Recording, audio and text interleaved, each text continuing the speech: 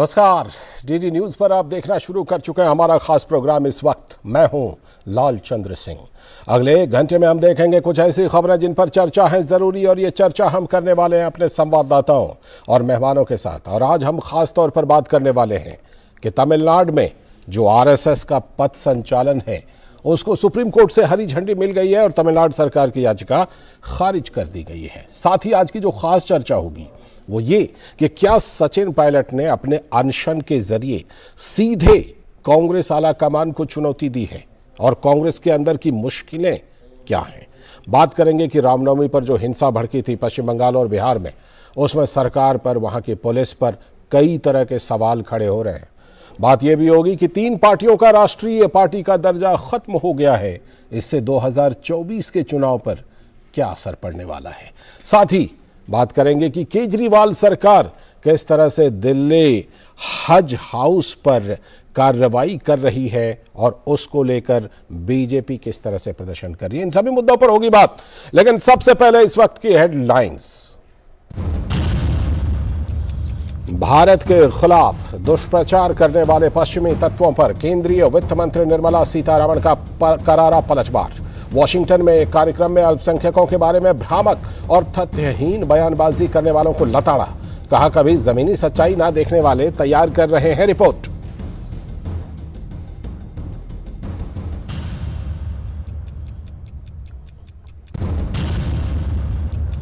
केंद्रीय गृह और सहकारिता मंत्री अमित शाह के अरुणाचल दौरे का अंतिम दिन। हिरवालोंग युद्ध स्मारक पर दी श्रद्धांजलि। असम में भाजपा के डिब्रूगढ़ कार्यालय का शुभारंभ, जनसभा को भी संबोधन।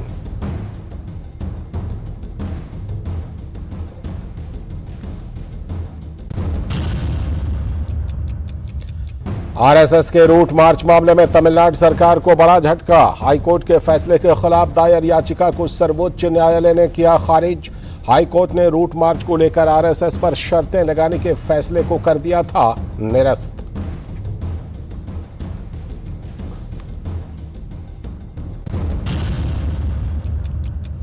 नौकरी के बदले जमीन घोटाला मामले में दिल्ली में प्रवर्तन निदेशालय के सामने पेश हुए बिहार के उप मुख्यमंत्री तेजस्वी यादव। मनी लॉन्ड्रिंग मामले में पूछताछ के लिए हुई है तेजस्वी की पेशी। इसी मामले में सीबीआई ने भी की थी पूछताछ। रेलवे में नौकरी दिलाने के बदले जमीन लेने का है आरोप।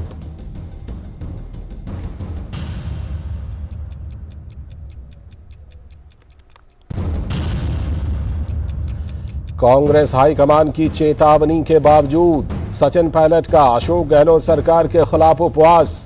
वादे पूरे न करने को लेकर अपनी ही पार्टी की सरकार के खिलाफ मैदान में उतरे पायलट। कांग्रेस ने चेताया ऐसी किसी भी हरकत को माना जाएगा पार्टी विरोधी गतिविधि।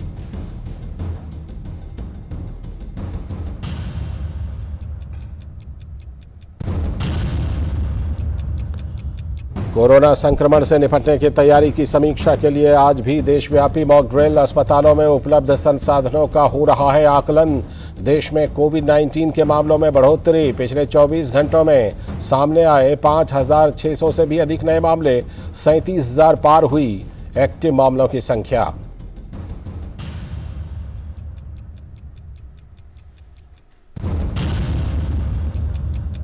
विदेश मंत्री एस जयशंकर युगांडा के कंपाला में तुलसी घाट परियोजना के शुभारंभ कार्यक्रम में हुए शामिल।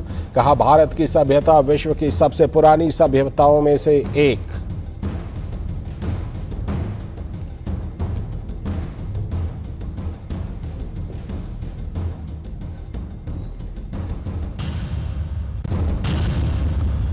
और किसानों के लिए अच्छी खबर। भारतीय मौसम विभाग ने कहा इस साल सामान्य रहेगा मानसून। जारी की दक्षिण पश्चिमी मानसून को लेकर लंबी अवधि की भविष्यवाणी। इस बार 96% मानसून रहने का जताया अनुमान।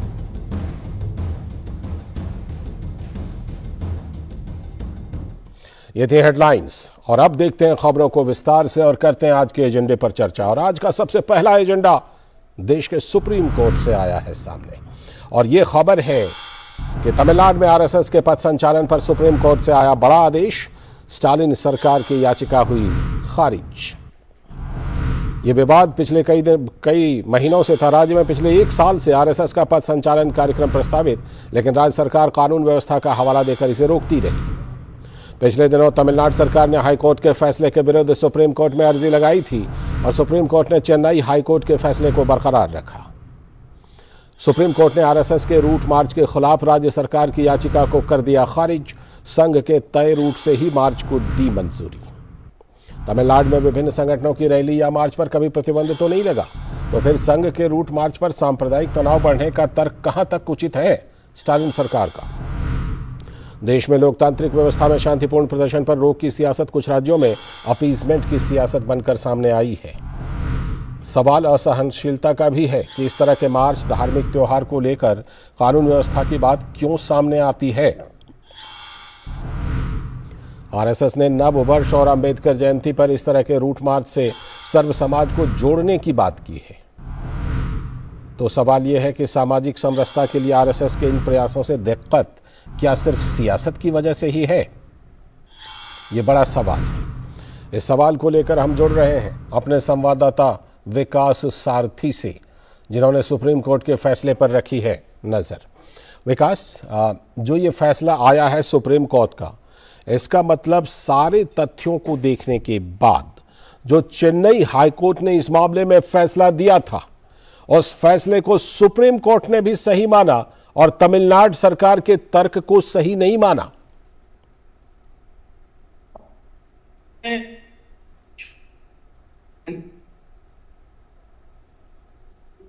जो एक बेंच थी उसने एक ऑर्डर दिया था और उसमें पहले तो ये कहा गया था कि अनुमति दी जाए आरएसएस को अपना कार्यक्रम करने की, वो जो यात्रा निकालना चाहते हैं उसके लिए राज्य सरकार क्लियरेंस दे। दूसरी बात लेकिन वहां पर ये हुई कि जब दोबारा सुनवाई हुई, क्योंकि राज्य सरकार ने अनुमति नहीं दी हाईकोर्ट के आदेश के बावजूद, कंटेम्प्ट की जब कार्रवाई शुरू की गई तो सिंगल जज बेंच ने कुछ शर्तें लगा दी थी कि एक किसी सीमित जगह पर इस कार्यक्रम को कर लिया जाए, सड़कों पर न किया जाए। ये राज्य सरकार की दलीलें थी, इनको देखते हुए 10-11 कंडीशंस लगा दी थी सिंगल बेंच ने। हालांकि खुद मद्रास हाईकोर्ट में जब बड़ी बेंच में मामला गया तो उसने दरकिनार करते हुए आपत्तियों को सिंगल बेंच के और ये कहा कि राज्य सरकार सब क्लियरेंस दे जो निकालना चाहता है आरएसएस, और उसके अलावा ये शर्त नहीं लगाई जा सकती कि वो किसी खास रूट नहीं जाएंगे या इस तरह का जो कार्यक्रम होगा वो किसी चार दीवारी के भीतर सड़कों से यात्रा ना निकले, स्टेडियम में इकट्ठे होकर के कार्यक्रम आयोजित कर सकते हैं। इस तरह की जो राज्य सरकार की जो दलीलें थी उनको दरकिनार किया था मद्रास हाईकोर्ट ने। इसके खिलाफ जब सुप्रीम कोर्ट पहुंची तमिलनाडु सरकार तो फिर वही बातें दोहराई गई। हालांकि दोबारा आरएसएस की तरफ से कहा गया कि ये सारी शर्तें सिर्फ उन पर क्यों लगाई जा रही हैं। पिछले कई महीनों में या पिछले 1 साल से जो ये कार्यक्रम चल रहा है लगातार, तमाम राजनीतिक संगठनों को, सांस्कृतिक संगठनों को, जातिगत संगठनों को इस तरह की मार्च निकालने की अनुमति दी गई, यात्राओं की अनुमति दी गई। तो आखिर आरएसएस यात्रा निकालने को लेकर ही क्यों कानून व्यवस्था का सवाल राज्य सरकार उठा रही है? सभी दलीलों को सुना सुप्रीम कोर्ट ने। आज हालांकि जब सुबह हमने फैसले को सुना था उस वक्त कोर्ट ने ये कहा कि वो सभी अपीलों को डिसमिस कर रहे हैं, यानी उनको खारिज कर रहे हैं। जाहिर है राज्य सरकार की अपील थी। डिटेल ऑर्डर अभी तक उपलब्ध नहीं है, उसमें क्या राज्य सरकार की आपत्तियों पर सुप्रीम कोर्ट ने अपना रुख रखा है, अपना मत रखा है, वो साफ हो पाएगा।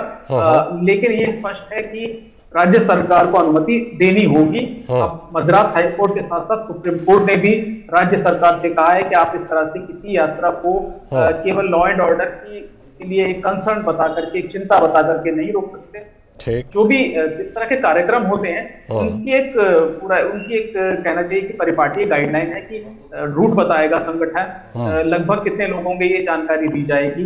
ये सारी चीजें हर संगठन देता है, आरएसएस भी देगा इस यात्रा से पहले। तो इसमें लॉ एंड ऑर्डर सिचुएशन को लेकर के इतनी आशंका राज्य सरकार क्यों जता रही है, ये लगातार आरएसएस।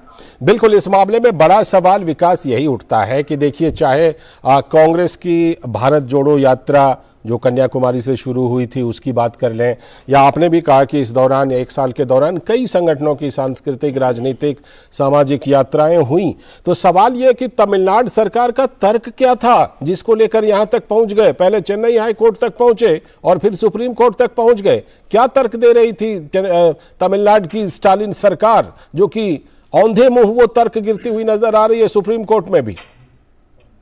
बिल्कुल, लॉ एंड ऑर्डर का हवाला दिया गया। ये कहा गया कि कुछ खास ऐसे इलाके हैं जहां से अगर ये यात्रा गुजरी तो हिंसा की घटनाएं हो सकती हैं।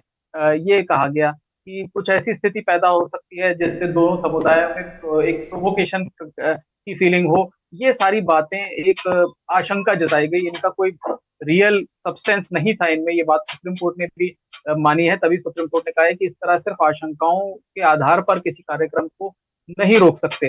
तमिलनाडु सरकार की दलील ये थी कि कुछ रास्ते ऐसे हैं जिनको लेकर के उन्हें आपत्ति नहीं है, वहां से वो यात्रा निकल सकती है, लेकिन राज्य भर में वो अनुमति देने के पक्ष में नहीं है।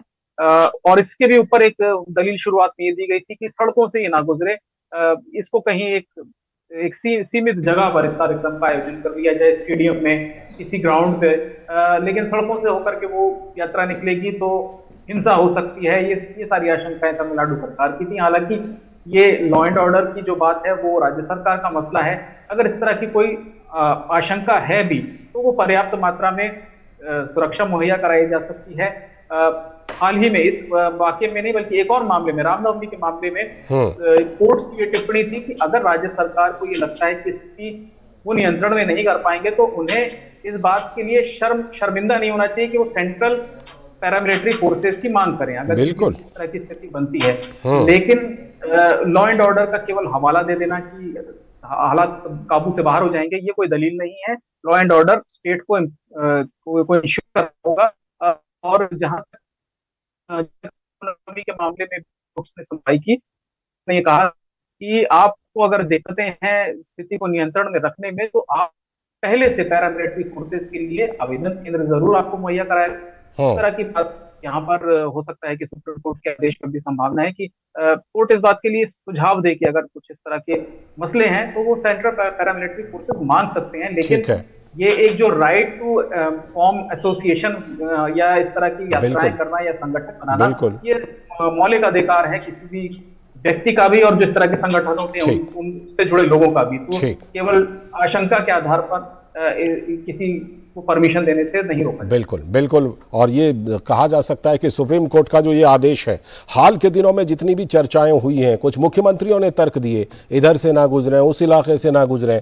मुझे लगता है कि सुप्रीम कोर्ट का ये जो आदेश है और इसके पहले के आदेश कम से कम इस मामले में मार्गदर्शन करेंगे इन सभी का। बहुत बहुत शुक्रिया विकास, जोड़ने के लिए इस खबर पर और विस्तार से चर्चा करने के लिए। वक्त है एक ब्रेक का, और ब्रेक के बाद जब लौटेंगे तब करेंगे आज की खास चर्चा की क्या अनशन के जरिए सचिन पायलट ने एक बार फिर से कांग्रेस आला कमान को सीधी चुनौती दी है। इसी पर करेंगे खास चर्चा। आप देखते रहिए डीडी न्यूज।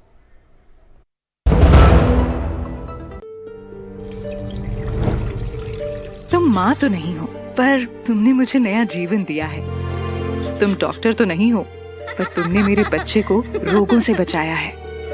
तुम टीचर तो नहीं हो पर तुमने हमारे स्कूल में बच्चों की संख्या बढ़ाई है। तुम सिर्फ नल नहीं, हमारा बेहतर आज और कल हो। प्रधानमंत्री जी के जल जीवन मिशन के साथ आओ बनाएं आत्मनिर्भर भारत।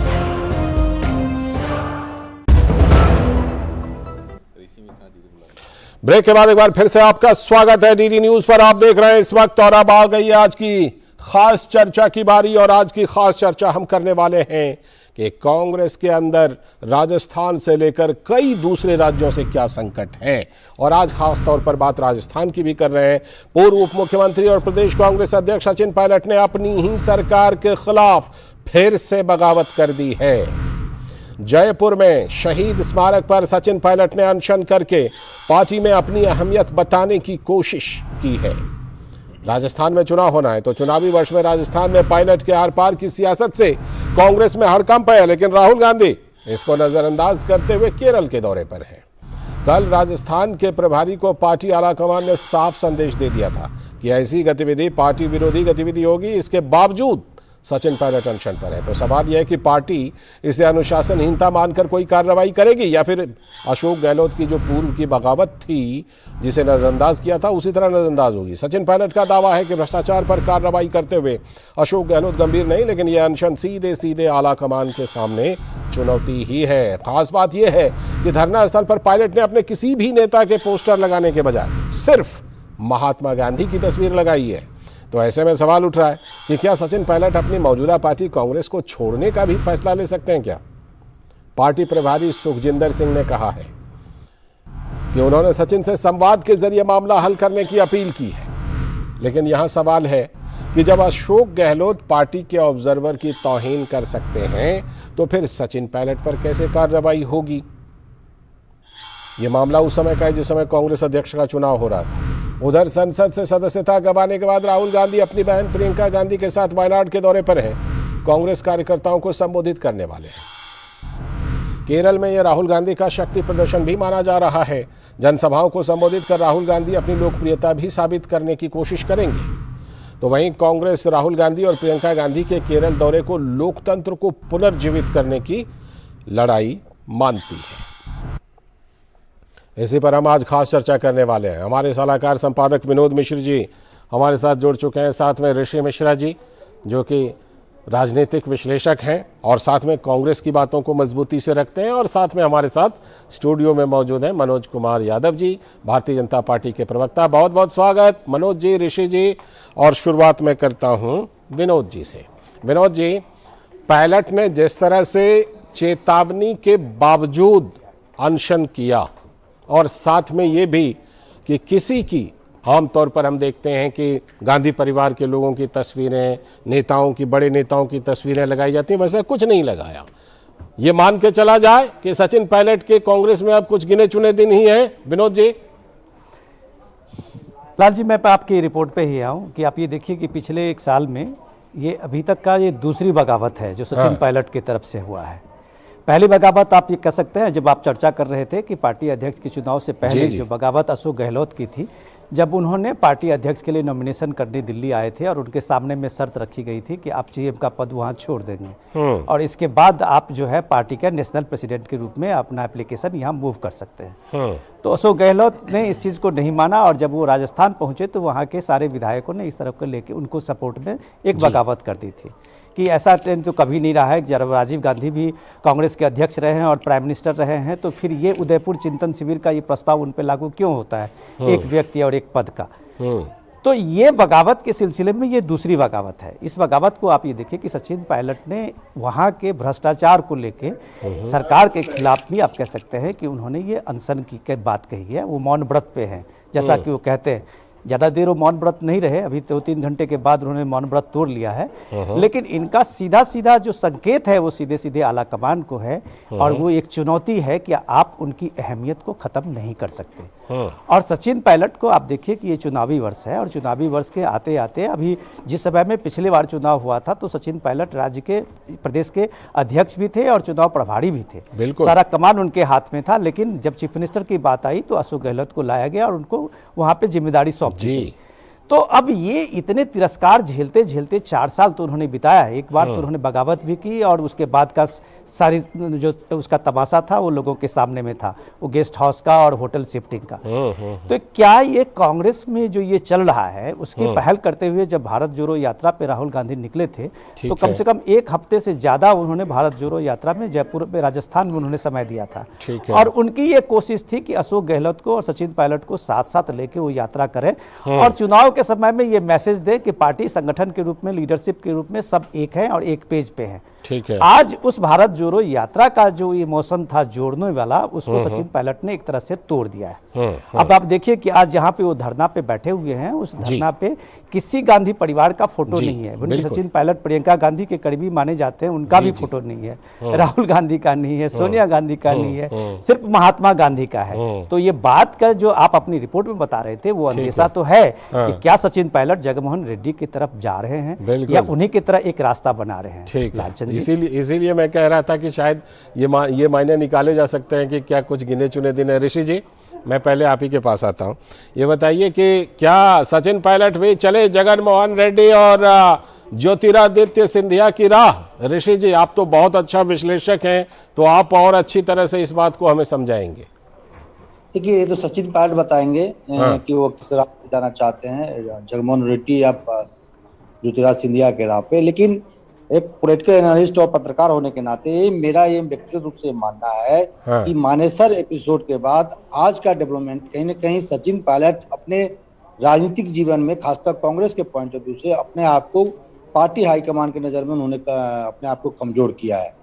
देखिए, यदि कोई भी आपको गिला शिकवा था तो आप पार्टी के अंदर रह के पार्टी के प्लेटफॉर्म पे आप अपनी बातों को रखते। दूसरा, लालचंद जी, सचिन पायलट अभी यंग हैं, उनके पास काफी टाइम है, ठीक है। और यदि वो 5 साल इंतजार कर लेते, अभी आप वर्तमान में गहलोत साहब का उम्र देख लीजिए, यदि 5 साल यदि इंतजार कर लेते तो उसके बाद सचिन पायलट का कद का आप देख लीजिए, गहलोत और सचिन पायलट के कद का कोई दूसरा नेता कांग्रेस के नहीं है। सीपी जोशी हैं लेकिन उतना प्रभावशाली नेता नहीं है। तो पायलट साहब के लिए खुला मैदान था, और पायलट साहब को जहां तक मैं समझता हूँ, क्योंकि मैं 10-12 साल राजस्थान रहा हूँ और राजस्थान की राजनीति को मैं बेहतर समझता हूँ, पायलट साहब थोड़ा कहीं न कहीं अपने पॉलिटिकल कैरियर को लेकर या सीएम पद को लेकर उतावला थे, और कहीं न कहीं पार्टी जो समर्थक होते हैं, पार्टी जो उनके फॉलोअर्स होते हैं, उनका भी उन पे दबाव रहा होगा, निश्चित ही दबाव रहा होगा। लेकिन जिस प्रकार से आज वह अपने ही पार्टी और अपनी ही सरकार के विरुद्ध आज उन्होंने धरना दे रखा है, तब जब आपके राज्य में कुछ महीनों बाद चुनाव होने हैं, सरकार जो है चुनावी मूड पे है, आप पार्टी के नंबर 2 के नेता हैं, पार्टी के प्रदेश अध्यक्ष रहे हैं, पूर्व डिप्टी सीएम रहे हैं, और इस प्रकार का आप यदि एपिसोड करते हैं तो कहीं न कहीं पार्टी के जो चुनावी पर्सपेक्टिव है उसको आप कहीं न कहीं नुकसान पहुंचा रहे हैं। बिल्कुल, इससे बड़ा सवाल उठा है, संभावनाओं पर सवाल लगा। मैं और बाकी चीजों के लिए लौटूंगा आपके पास, लेकिन पहले जरा मनोज जी को शामिल करता हूं। मनोज जी, जो सवाल मैंने ऋषि जी से पूछा कि क्या ज्योतिरादित्य सिंधिया की राह पर जा रहे हैं सचिन पायलट, तो उसका एक कनेक्शन आपसे भी जाके जुड़ता है, वो ये कि ज्योतिरादित्य सिंधिया आपकी पार्टी में शामिल हुए मध्य प्रदेश में, तो क्या राजस्थान में आप इस तरह की कोई चीज़ देख रहे हैं क्या? और राजस्थान में क्या इस तरह की जो आपसी लड़ाई है उससे आपको लगता है कि भाई हमारे लिए तो बिल्कुल रास्ता बनता जा रहा है? देखिए लालचंद जी, जब जब सत्ता छूटती है तब तब कांग्रेस टूटती है, कांग्रेस का इतिहास रहा है। और कांग्रेस के नेतृत्व पर, राहुल गांधी पर जिस तरह से जो उनकी साख गिरी है, उसी का नतीजा है कि चाहे चक्रवर्ती केशवानंद जी हो, चाहे किरण रेड्डी जी हो, चाहे इससे पहले ज्योतिरादित्य सिंधिया हो, जतिन प्रसाद जी हो, अनगिनत लोगों की फहरिस्त है जो लगातार कांग्रेस पार्टी को छोड़ रही है।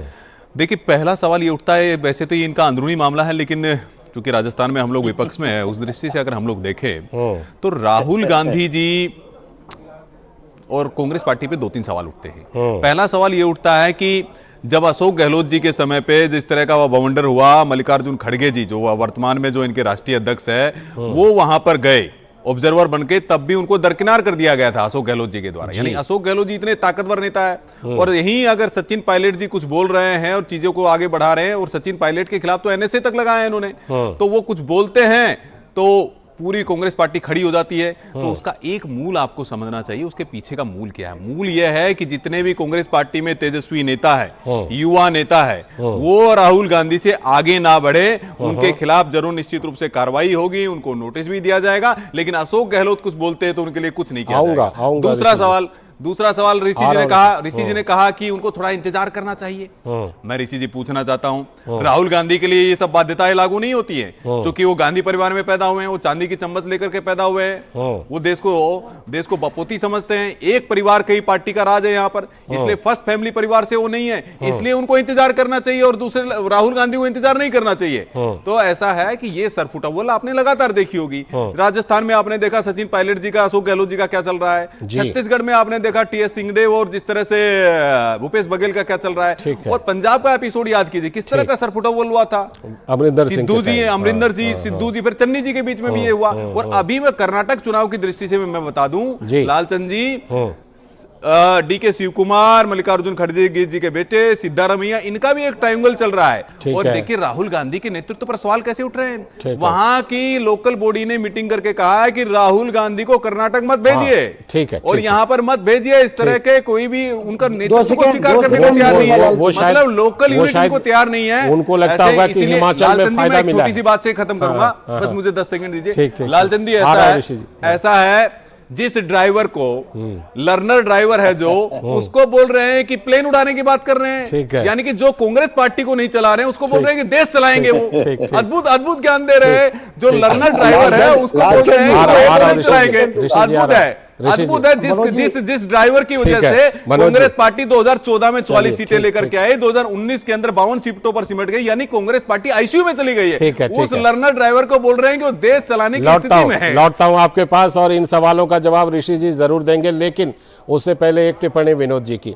विनोद जी, ये सवाल उठ रहे हैं कि कई राज्यों में इस तरह की चीजें हैं, क्या ये बताइए कि जो आला कमान कांग्रेस का है, गांधी परिवार नो डाउट, मल्लिकार्जुन खड़गे भले अध्यक्ष हैं लेकिन आला कमान के तौर पर गांधी परिवार को माना जाता है, क्या गांधी परिवार के इकबाल में कुछ कमी आई है जो अलग अलग राज्यों से इस तरह की चुनौती, या बड़े बड़े नेता किरण रेड्डी, अनिल एंटनी टाइप के लोग भी लगातार जाने का सिलसिला जारी है? लाल जी, अभी मनोज जी जो कह रहे थे मैं उनकी बात को थोड़ा सा आगे बढ़ाता हूं। ऋषि जी इसको बेहतर बताएंगे क्योंकि कांग्रेस के वो मजबूत पक्षधर भी हैं और राजनीतिक विश्लेषक भी हैं, वो बेहतर बताएंगे। लेकिन अब सवाल ये है कि इस कांग्रेस में आलाकमान कौन है? अगर इस कांग्रेस में जो ये कहा गया कि परिवार से अलग 20-25 साल के बाद कोई पार्टी के अध्यक्ष बने हैं तो मल्लिकार्जुन खड़गे हैं, और उनको कहा गया कि वो आलाकमान हमारे कम से कम गांधी परिवार से अलग बना है, इंटरनल डेमोक्रेसी से लेके सबकी बात वाहवाही भी की गई थी। लेकिन सवाल ये है कि जब ये आलाकमान जो मल्लिकार्जुन खड़गे को कहा जाए तो उनके सामने में सबसे बड़ी चुनौती थी कि सीडब्ल्यूसी के और जितने प्रदेश के पीसीसी के चुनाव का जिला स्तर से लेके ब्लॉक स्तर तक का, और उसमें खूब जोर से ढोल नगाड़े बजे गए कि छत्तीसगढ़ में जो ये कार्य समिति की मीटिंग होगी उसमें सारे सीडब्ल्यूसी जो 25-30 साल से हैं उनको बदले जाएंगे और नए कार्य समिति का चुनाव होगा। लेकिन हुआ क्या? आप ये देखिए कि इतने बड़े जोर शोर से करने के बाद भी आखिरकार वहां वही चला जो सोनिया गांधी और राहुल गांधी की मर्जी से सारे सीडब्ल्यूसी के लोग सारे नॉमिनेट किए गए। ठीक है। तो ये बात पक्की बात थी वहां पे कि ये कांग्रेस की जो डेमोक्रेसी की बात है वो बेमानी है। जब ये सारे फिर से सीडब्ल्यूसी के सारे नॉमिनेट ही किए गए और वही पुराने चेहरे लाए गए तो उसमें दूसरे की संभावना कहीं नहीं बनती है जो परिवार से अलग हो। रही बात जो बात आगे बढ़ा कि आज के आप अनशन की बात कर रहे थे तो उसमें देखिए कि क्या चालाकी है। सचिन पायलट ने वसुंधरा राजे के खिलाफ में उस समय के भ्रष्टाचार को मुद्दा बनाया है, लेकिन सीधे सीधे ये कांग्रेस पार्टी मान रही है कि अशोक गहलोत के सामने में जो भ्रष्टाचार है उनके रीजन में उसको लेके वो सचिन पायलट धरने पे हैं या अनशन पे हैं, क्योंकि वसुंधरा राजे के सरकार में जो भ्रष्टाचार को लेके ये कोर्ट गई हुई थी कांग्रेस पार्टी के उस समय में, तो कोर्ट ने उनको क्लीन चिट दिया था। तो अब सवाल है कि जब कोर्ट ने क्लीन चिट दिया तो आप किस तरह सचिन पायलट उसकी बात कर रहे हैं? तो सीधे अशोक गहलोत के ये भ्रष्टाचार का ये मामला जो है वो सचिन पायलट मुखर रूप से कह रहे हैं कि भ्रष्टाचार के मुद्दे पे ये सरकार जो है वो गंभीर नहीं है। और सबसे बड़ी बात ऋषि जी से पूछेगा, सबसे इंपॉर्टेंट चीज ये है कि इस तमाम जो आप ये देख रहे हैं कांग्रेस के अंदर में जो चल रही है रसाकसी, उसके बीच में राहुल गांधी वायनाड चले गए हैं, अपने उस पुराने कॉन्स्टिट्यूएंसी में गए हैं और वो प्रियंका गांधी के साथ गए हैं। इसका मतलब है कि राहुल गांधी इन सारी चीजों को, सचिन पायलट का जो एपिसोड है उसको एक तरह से जानबूझ के इग्नोर करते हैं। वो ये मान रहे हैं कि उनकी कोई अहमियत नहीं है अशोक गहलोत के सामने में, और वो एक तरह के पार्टी में वो अपने आप शाम तक होते होते फिर कहीं ना कहीं वो शिफ्ट करेंगे। ठीक, ऐसा लगता है कि उनको लगता है कि सचिन पायलट कहीं जाने वाले नहीं है। लेकिन ऋषि जी इन सारे चीज़ों पर जवाब देंगे, और ख़ास तौर पर मनोज जी ने एक बात जो कही है कि वो कर्नाटक कांग्रेस के लोग भी चाहते हैं कि हिमाचल प्रदेश की तरह राहुल गांधी दौरे पर ना आए ताकि उनकी संभावना खुले, वहाँ पर अच्छी संभावना, ये सवाल उठा रहे हैं मनोज जी, ऋषि जी। अब लगता है मनोज जी से राहुल गांधी जी का हर शाम कहीं बात होती होगी, या डीके सुकुमार इनको फोन किए होंगे कि मनोज जी आप दूरदर्शन पे जा रहे हैं डिबेट में, इन बातों को रखिएगा, क्योंकि मैं डायरेक्टली तो कह नहीं सकता हूँ अपने पार्टी अध्यक्ष के बारे में। तो मनोज जी से डीके शिव कुमार जी अभी 4-5 दिन पहले दिल्ली आए थे, हो सकता है कि उस पार्टी में मनोज जी भी रहे होंगे, ताज में वो पार्टी हुई थी, तो कहीं मनोज जी को इस चीज की ज्यादा जानकारी हुई, मैं इस पर नहीं कहना चाहता हूं। मैं आता हूं मनोज जी देंगे जवाब, लेकिन पहले आप राजस्थान एपिसोड पे आना चाहता हूं। पहली बार मैं जो संपादक साहब है विनोद मिश्रा जी, उनके बात से सहमत हूं। राहुल गांधी, सचिन पायलट जो हैं अपने जो उन्होंने जो स्टेप लिए हैं उससे कहीं ना कहीं पार्टी हाईकमान के नजर में वो साइडलाइन हो गए हैं, चाहे वो जयराम रमेश का बयान हो, पवन खेड़ा का बयान हो, या आप जितने भी कांग्रेस के जो शीर्ष नेता हैं, सलमान खुर्शीद का हो, कई ऐसे नेताओं ने बयान दिया है, उससे ये कहीं ना कहीं क्लियर हो रहा है कि सचिन पायलट पार्टी में एक तरह से दरकिनार कर दिए गए हैं। नंबर 1। नंबर 2, सबसे महत्वपूर्ण सवाल यह है कि पार्टी जो प्रभारी हैं उन्होंने कहा कि जब से मैं प्रभारी बना हूं करीब 20 से 25 मीटिंग मेरे साथ सचिन पायलट की हुई है, उन्होंने इस प्रकार का भ्रष्टाचार का मामला कभी नहीं उठाया। यदि भ्रष्टाचार को लेकर सचिन पायलट बहुत गंभीर थे तो ऐसे मुद्दों को कम से कम प्रभारी, यदि अशोक गहलोत से उनकी नहीं पटती है तो कम से कम जो पार्टी इंचार्ज है उनके सामने रखना चाहिए। ठीक है। और तब वो धरना दे रहे हैं जब उस राज्य में आपकी पार्टी की सरकार है, आप डिप्टी सीएम रहे हैं, प्रदेश अध्यक्ष रहे हैं और चुनावी चलिए सचिन पायलट पर सवाल है। नहीं, मैं मनोज जी के भी पे आ रहा हूँ। तो ऐसे स्टेप से कहीं ना कहीं मुझे लग रहा है कि सचिन पायलट के मन में कुछ न कुछ चल रहा है। और एक मैं बता दूं दूरदर्शन के लिए ब्रेकिंग न्यूज ये बता दूं कि हो सकता है कि सचिन पायलट जो है हनुमान बेनीवाल के टच में हैं और जो टिकरी का स्वरूप लिया जा रहा है अरविंद केजरीवाल, हनुमान बेनीवाल प्लस सचिन पायलट का। और मनोज जी के लिए एक बैड खबर बता दूं, इनके भी एक बड़े नेता हैं, आदिवासी नेता डॉक्टर किरोड़ीलाल मीणा, जो राजेंद्र राठौर के विपक्ष के नेता बनाने से काफी नाराज हैं, वो भी उस मोर्चे में शामिल हो सकते हैं। तो आपका ये कहना है कि आम आदमी पार्टी के साथ ये लोग जा रहे हैं? सुन लीजिए, मैं बहुत बड़ा बात करने जा रहा हूँ। दूसरी बात ये है कि वसुंधरा राजे को ये कैसे एडजस्ट करेंगे, क्योंकि सभी पद उन्होंने तो नियुक्त कर दिया, प्रदेश अध्यक्ष से लेके विपक्ष के नेता, और सतीश पूनिया जी को उपनेता आपने बना दिया। ठीक है, इनके संकट पर हम लोग कभी करेंगे चर्चा। आज कांग्रेस के संकट पर और सचिन पायलट की चुनौती पर बीजेपी को अपने पार्टी में झांकना चाहिए। महारानी काफी नाराज है, मनोज जी, अरविंद केजरीवाल के संपर्क में है। ठीक है, आपने जो खबर दी है उस पर भी प्रतिक्रिया ले लेता हूँ। मनोज जी, क्या इस तरह की वहाँ कोई तीसरी चुनौती हो सकती है? देखिए ऐसा है कि ऋषि जी आपका भाषण हो गया है, आप विद्वान व्यक्ति है, लेकिन मैं समझ पा रहा हूँ कि आप दिल पर पत्थर रखकर ही आप बातें करते हैं राहुल गांधी के पक्ष में। देखिए ऐसा है लालचंद जी, पहला विषय है कि जिस आला कमान की बात कर रहे हैं ना, कोई आला कमान नहीं है कांग्रेस पार्टी में। आला कमान का मतलब क्या है? आला कमान का मतलब है कांग्रेस पार्टी का मतलब ही क्या है? बेटा बेटी माई जवाई, यही है कांग्रेस भाई, यही आला कमान है। इसके अलावा कोई आला कमान नहीं है, यहाँ पर कोई कमान उमान नहीं है। केवल कमान है तो बेटा बेटी माई जवाई इसके पास है। और यही कारण है कि चिर युवा कोई भी जो तेजस्वी जितने भी युवा नेता है वो धीरे धीरे कांग्रेस पार्टी छोड़ करके गए, इसका एक कारण है। और जहां तक वसुंधरा राजे सिंधिया जी की बात कर रहे हैं, वो पार्टी के राष्ट्रीय उपाध्यक्ष है, सम्मानित हमारे नेता है, हर मंचों पर रहती है, हर जगह रहती है, और पार्टी हमेशा पार्लियामेंट्री बोर्ड डिसीजन लेगी। डोंट वरी ऋषि जी, आपकी तरह सरफुटबॉल नहीं होने वाला है। और देखिए लालचंदी इनकी क्या दुर्दशा है, इन्हीं के गुलाम नबी आजाद जी क्या कहते हैं कि अनडिजायरेबल बिजनेसमैन है, उनके साथ में जाते हैं, वहां पर किस किस तरह की बातें करते हैं। और राहुल गांधी के ऊपर, राहुल गांधी पर सवालिया निशान कौन उठा रहा है? सचिन पायलट उठाते हैं, ज्योतिरादित्य सिंधिया उठाते हैं, जतिन प्रसाद उठाते हैं, गुलाम नबी आजाद उठाते हैं। तो संकट कहां है? संकट कांग्रेस पार्टी के अंदर है। आज राहुल गांधी की ये दशा हो गई है, कांग्रेस कांग्रेस पार्टी को कौन छोड़ेगा? कि वो अनशन पे हैं, तो क्या कांग्रेस पार्टी के सारी ब्रेकिंग देने वाले आज की तारीख में कोई अनुशासनहीनता के उन पे कोई कार्रवाई हुई है? नहीं हुई है। तो सीधे सीधी बात है कि कांग्रेस पार्टी में अभी इतना दम नहीं है। मोरल ग्राउंड पे वो आला कमान की बात जो मनोज जी कह रहे थे वो बिल्कुल है कि मोरल ग्राउंड पे उनके आला कमान की आज वो इकबाल नहीं है।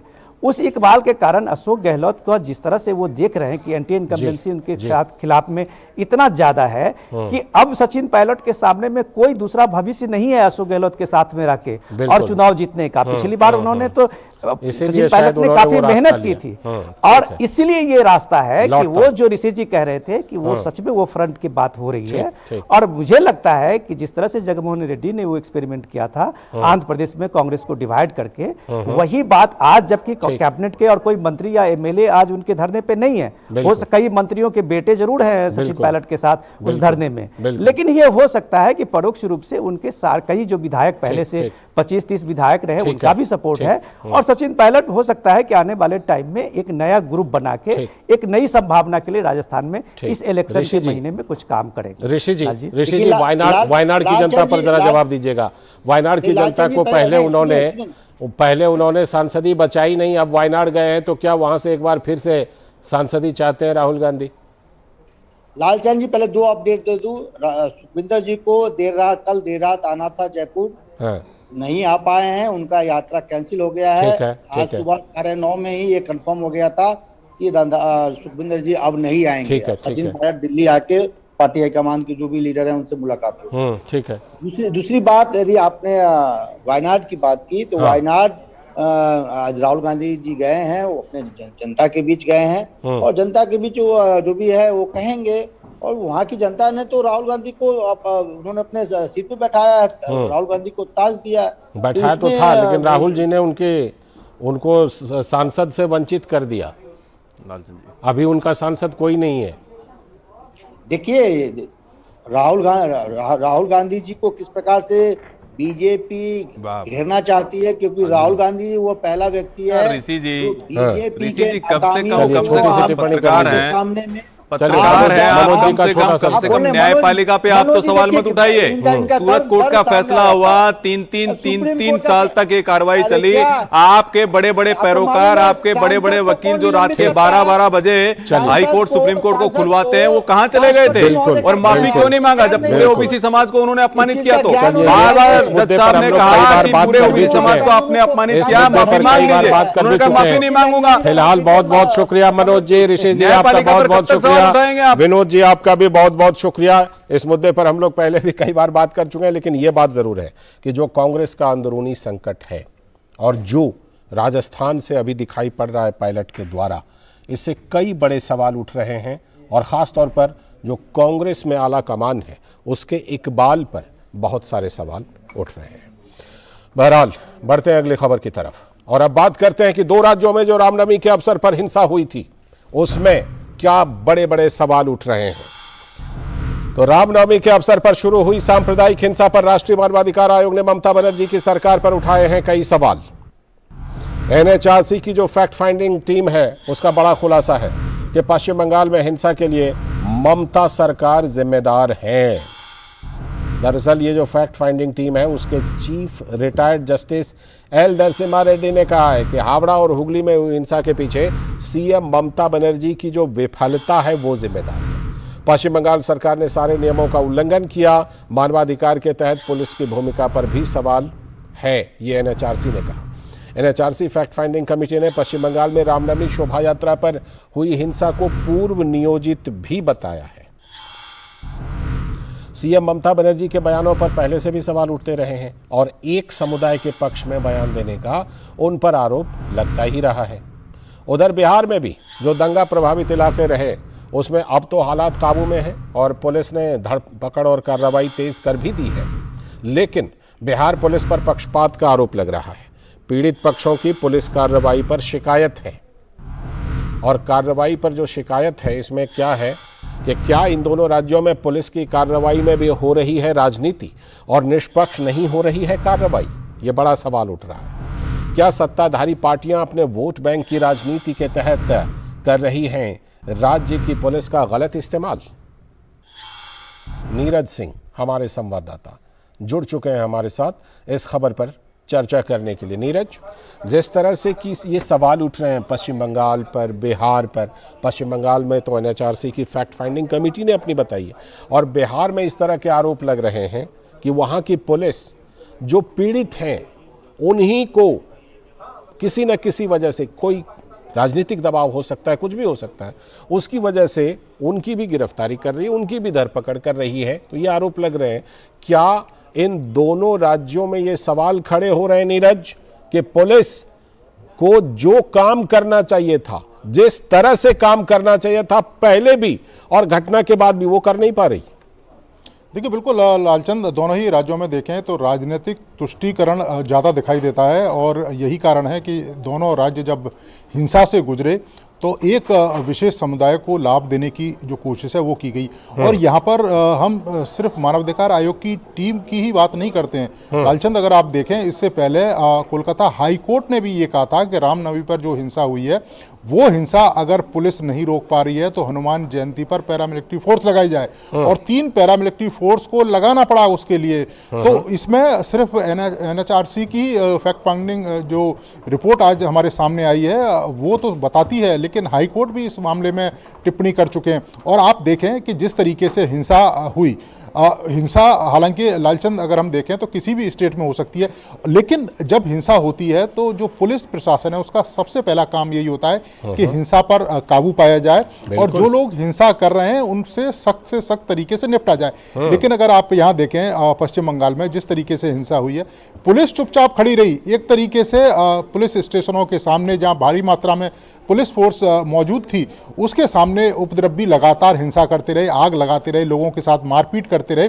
लेकिन पुलिस ने अपनी सक्रियता नहीं दिखाई और यही कारण है कि हाईकोर्ट को टिप्पणी करनी पड़ी। और आप अगर देखें जिस तरीके से मानवाधिकार आयोग की टीम वहां पर पहुंची, उनको जाने नहीं दिया गया उन जगहों पर जहां पर हिंसा हुई थी, उनको रोकने की कोशिश की गई और उसके बाद जब वो किसी तरीके से वहां पहुंचे और लोगों से उन्होंने बात करी, तब ये रिपोर्ट निकलकर सामने आई है कि पुलिस प्रशासन बिल्कुल निष्क्रिय रहा है। और एक तरीके से जब ममता बनर्जी खुद स्टेट की जो मुख्यमंत्री हैं वो अगर इस तरह के बयान देती हैं कि अगर हिंसा फैलाने की कोशिश अगर हिंदू समुदाय करेंगे तो उनके खिलाफ मैं सख्त से सख्त कार्रवाई करूंगी, और इसके साथ ही वो हम और तुम करके दो समुदायों को अगर विचार अपने व्यक्त कर रहे हैं, तो ये क्या दर्शाता है? तो सीधा सीधा इंडिकेट करता है कि जो पुलिस प्रशासन है कि उनको क्या करना है और क्या नहीं करना है। और वैसी कमोबेश स्थिति आपको बिहार में देखने को मिली। तो हम कह सकते हैं कि पुलिस तो लालचंद वही है, लेकिन जो राजनीतिक रूप से जो लोग बैठते हैं सत्ता में वो अपने हिसाब से उनको मोड़ने की कोशिश करते हैं,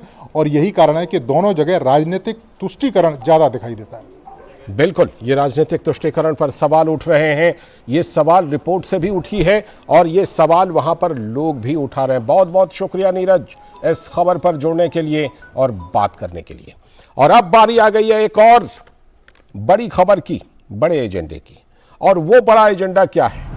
वो है कि चुनाव आयोग ने 3 पार्टियों का राष्ट्रीय पार्टी का दर्जा खत्म कर दिया है। चुनाव आयोग ने तृणमूल कांग्रेस, एनसीपी और सीपीआई से राष्ट्रीय पार्टी का दर्जा वापस ले लिया है।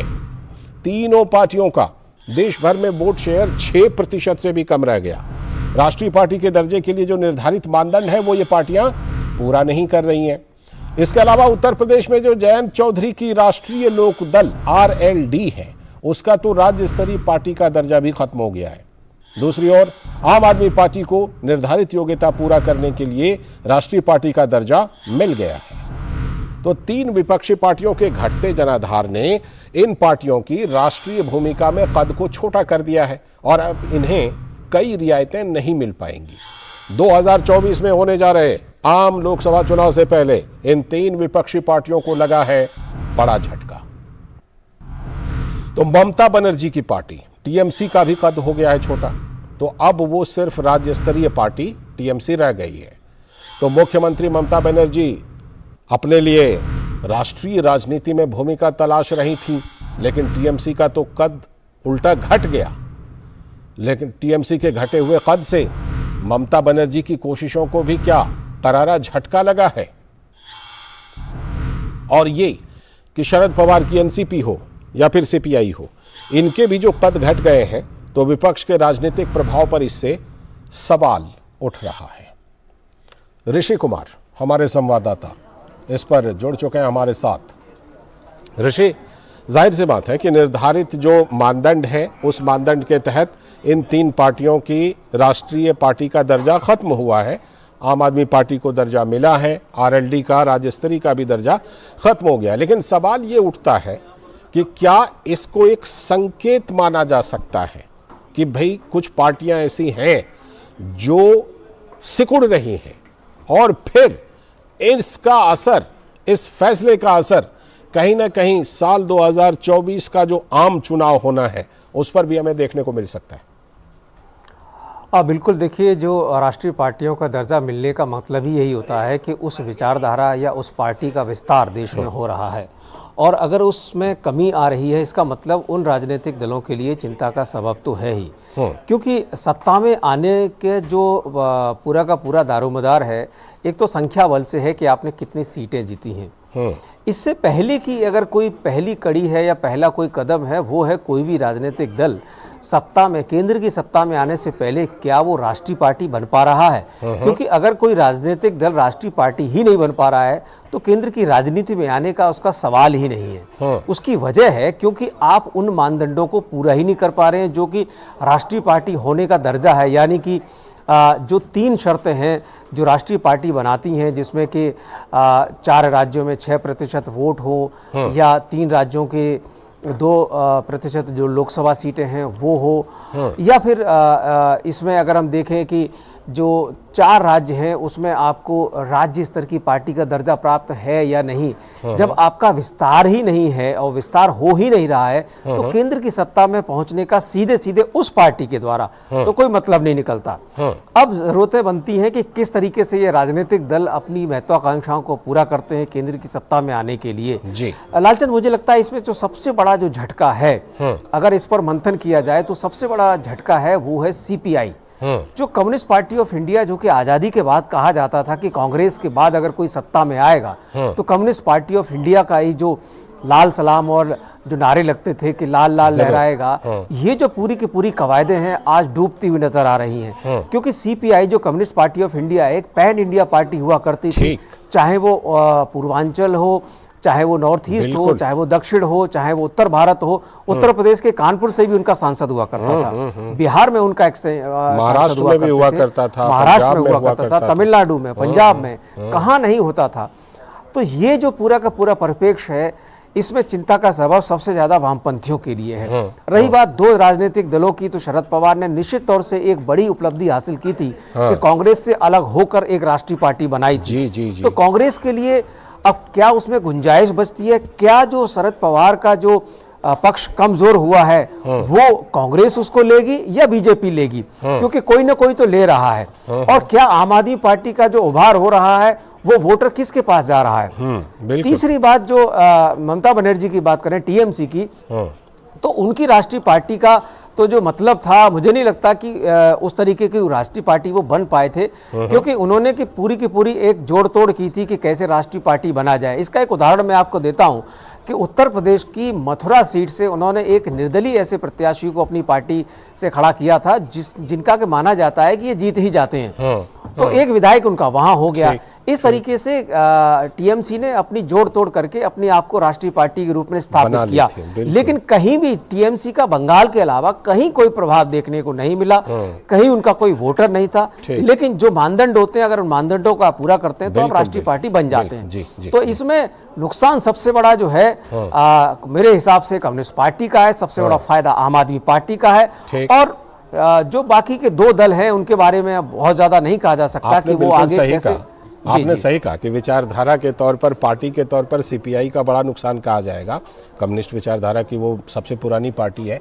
लेकिन इतनी बात ज़रूर है कि जो महत्वाकांक्षा के तौर पर अगर देखें और नेताओं की महत्वाकांक्षा के तौर पर, तो ममता बनर्जी की महत्वाकांक्षा शरद पवार की महत्वाकांक्षा को बड़ा झटका लगा है।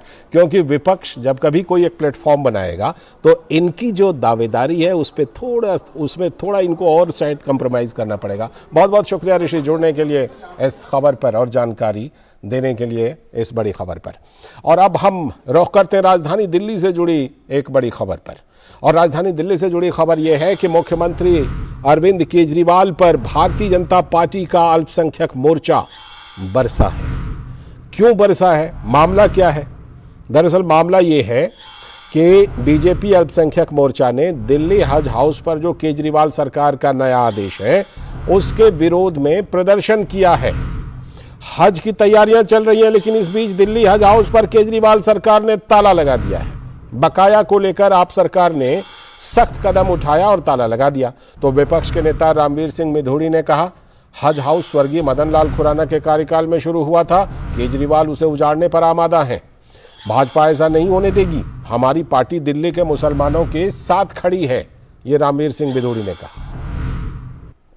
धीरज कुमार हमारे संवाददाता इस खबर पर हमारे साथ जुड़ रहे हैं। धीरज, ये पूरा मामला क्या है? क्यों ताला लगाया अरविंद केजरीवाल ने? क्योंकि अरविंद केजरीवाल आम आदमी पार्टी के ऊपर ये आरोप लगते रहे हैं कि वो तो कहीं ना कहीं अल्पसंख्यकों के तुष्टीकरण करते हैं, लेकिन फिर ये जो हज हाउस पे ताला लगाया गया, इसकी क्या वजह रही? देखिए, अगर हज हाउस की आप बात करें और जो दिल्ली की जो नई सियासत, जो जिस सियासत को खुद अरविंद केजरीवाल ने बिछाया है और जिसमें वो खुद फंसते दिख रहे हैं, उसके 2-3 मायने हैं जिनको समझना बहुत ज़रूरी है।